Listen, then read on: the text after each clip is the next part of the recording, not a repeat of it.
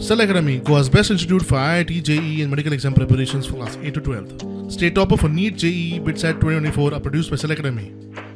Admissions are now open for class 8 to 12th at our study centers in Mhaje Ghar, Vasco and Prudent. Book your seat today. Limited seats available. It is basically to benefit the people, and people see the benefit. One, two elements are there only who tries to create problem.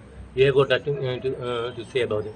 But the important thing is, the Honorable Chief Minister also has said, we have got our team and we are legally foolproof as far as any untoward incident happens also. As far as the lawyers are concerned, we have got all our team in place. खूपशे Communidades NOC दिना म्हणून application pending असतात. So ते Communidades चे तुम्ही action म्हणून किती घेता? See, no, Communidades is an independent body by itself.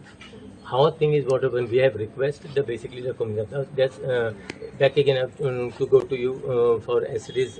The thing CM has clearly said that there are many Communidades who has not given, but who has basically allowed them to put these houses.